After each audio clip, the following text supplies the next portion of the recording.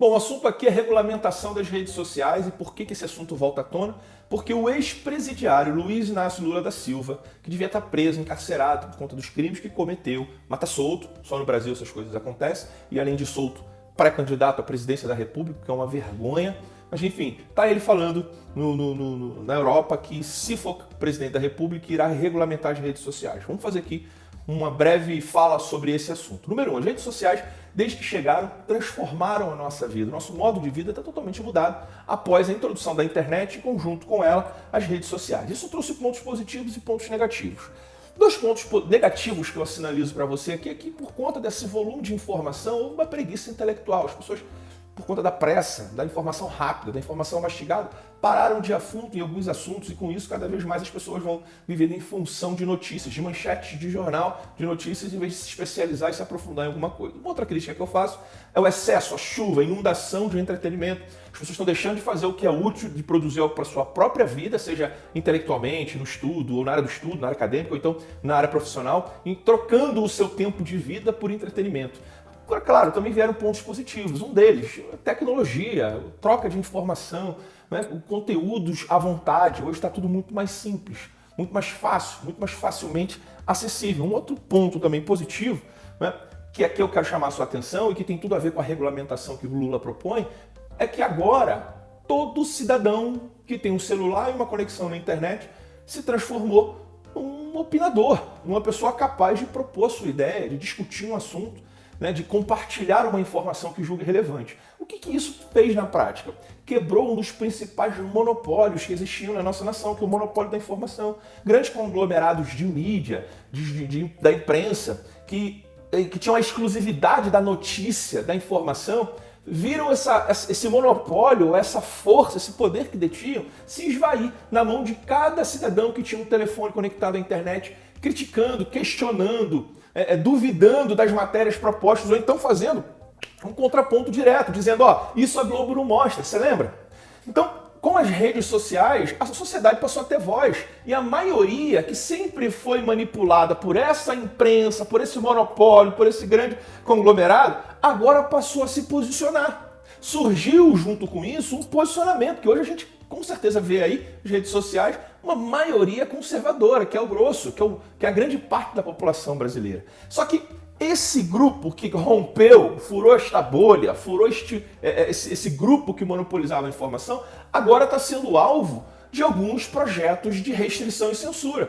Porque quem tem o monopólio do poder não quer perdê-lo. E a gente sabe que quem não quer a discussão e que quem não quer o aparecimento da verdade é quem tem coisas para esconder. Quem tem medo de uma internet livre, senão aquele que tem medo de ser por ela revelado? Então veja, o projeto de Lula é simplesmente transformar as redes sociais em mais uma espécie de mídia controlada, da mesma maneira que são as televisões, na sua grande maioria, que são as rádios, na sua grande maioria, a imprensa, que vivem não do produto do seu próprio trabalho, mas de investimento estatal, de dinheiro público, financiando esses grandes grupos para que esses grupos falem somente aquilo que interessa a alguns. Então, a gente precisa ter muita atenção, porque as redes sociais vieram como uma solução democrática para dar espaço para todos.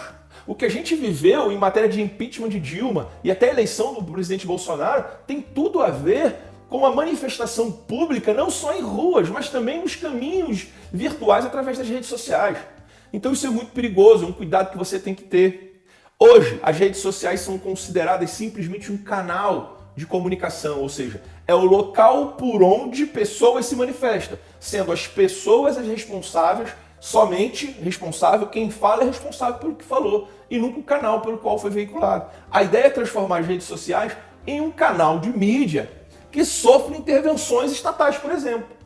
E com isso, toda a liberdade que se vê e se tem, já não temos tanta, já está acabando essa liberdade. Vídeo deputado preso, parlamentar preso por conta de um vídeo que fez. Vide o nível de engajamento de conservadores, políticos, artistas, pessoas que se manifestam de maneira mais conservadora a favor de família, anti-aborto, anti-drogas, essas pessoas são cerceadas.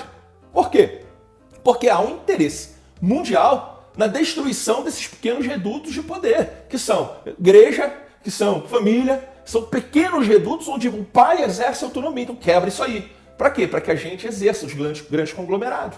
Por que não querem que a igreja cresça e se fortaleça? Porque é um reduto ainda onde se fala de família tradicional, onde se fala de droga, onde se fala... Então é necessário, na conjuntura deles, destruir essas estruturas. E isso, irmãos, queridos, você que ouve, se nós não nos posicionarmos a respeito dessas questões, nós vamos perder a liberdade de falar o que pensamos, que esse é o objetivo desse time, dessa galera. A esquerda em todo mundo é antidemocrática. Todo mundo é antidemocrática, não há interesse em liberdade. Não há interesse de que pessoas falem o que pensam. O que dizer de um partido político como o PT, que comprou o parlamento, ou seja, estava calando a base de troca de dinheiro, calando os congressos, o Congresso Nacional, a Câmara dos Deputados, o Senado. Então, todo o projeto por trás dessas esquerdas é autoritário. E nós que somos conservadores somos um grande embaraço para eles. Mas eu digo para você, faça esse vídeo para te instruir, para que, quem sabe, você participe de alguma forma, compartilhe esse vídeo, grave seu próprio vídeo e fale a respeito daquilo que você acredita. O que incomoda esses que agora aí tentam cercear a liberdade das redes sociais é o fato de eu e você estarmos falando, independente se para 10 ou para 1 milhão de pessoas. O que eles querem é o nosso silêncio, e é isso que eles não terão.